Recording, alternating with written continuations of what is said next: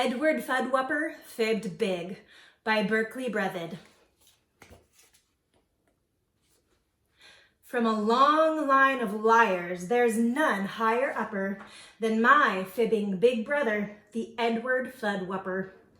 There he is now. I know just what he's doing. He's thinking of who could be next for some fooling. Edward's been cooking up fibs full of fooey. He'll serve them up sweet, all gooey with hooey. Last week he fibbed big and told Mabel Dill, "I read you've been voted the Queen of Brazil. They want you to come. Bikinis, bring 10. I think Mabel went. No one's seen her since then. Yes, he thought them up long and he thought them up tall. But did he think of me? No, not much. Not at all. Like the time he fibbed big and told Ben and Dinky that I had been born by a poodle named Stinky. That wasn't so nice, but that fib I'd forgive if only he liked me or noticed I live. Early this morning, he did it again. He whacked a baseball and things smashed in the den. Dad rushed on over and found Mom's cracked pig. Then Edward Fudwupper fibbed way, way too big. It's all truly, clearly quite simple, you know. The whole thing was done by 2 pigs from Pluto. They were cruising by Earth, looking down from above when they spotted Mom's pig and fell deeply in love. So they dropped 1 pig here. He just could not resist. That passionate porker insisted a kiss. But he leaned in too far and Mom's pig hit the ground. On Pluto, you see, they kiss sitting down. Then he left broken-hearted, upset and unseen, and his ship picked him up with a pig-lifting beam. And that's all. That's the truth, said Ed the fib slinger. In the whole of fib history, a whopping humdinger. Then a yelp and a howl and a scream from nearby. Lorna May Loon had been listening outside. "Mabel Dill," she cried loudly, "has been missing for days. She must have been grabbed by those pig lifting rays." She got to a phone and screamed loud and shrill, "Space monster piggies have nabbed Mabel Dill. They're coming for me and they're coming for you. Send the Army and Air Force and dog catcher too."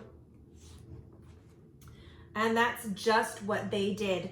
They came for space pigs, with planes and with tanks and with loud whirligigs. Oh, it was dreadful. A real world stopper, all from an Edward Fudwupper fat whopper. They pointed their loudspeaker dishes to space, and those generals roared till red in the face. "Now listen out there, we'll shoot, yes we will. Come back here at once and bring Mabel Dill." Edward watched all of this for quite a long time, but people were staring at something behind. Oh, rats, Edward thought. How much more could there be? A face filled the sky from the hills to the sea. It did not look happy, nor pleasant, nor soft. In fact, that big thing looked somewhat ticked off. It was purple and green with an eye on its snoot. It opened its mouth, roaring, "Who started this hoot? I live quite close by, just 2 galaxies down, and I just cannot sleep with this fuss and this sound. I know nothing of pigs nor a lost Mabel Dill, so someone's been fibbing with slippery skill. Who is this gnat? Point out where he's at. Show him to me and I'll swat him down flat." And that's what they did. Each dad and each mother, they pointed right up at my shaking big brother. Edward dropped low. He was scared 10 times double. He'd fibbed way too big and was now in huge trouble. Then wait, what's that sound? A voice small and fine. Everyone stopped. Whose was it? It was mine. "Oh, please," I called out. "It's my fault, don't you see? I broke that blue pig. Edward's fib was for me. So, dear grumpy thing with 3 eyes in your head, see that it's me you should swat down instead." What could I do? Edward faced a big mess. I told a fat fib. Yes, I'd learned from the best.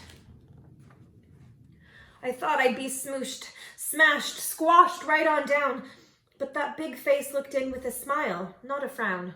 "I think," he said firmly, "you both are big fibsters, but out where I live, we're not loved by our sisters. Mine, by the way, I have left all alone, and now we'll go back to her sleeping at home." He looked at me odd, kind of sad, kind of blue. "It sure would have been nice to have one like you."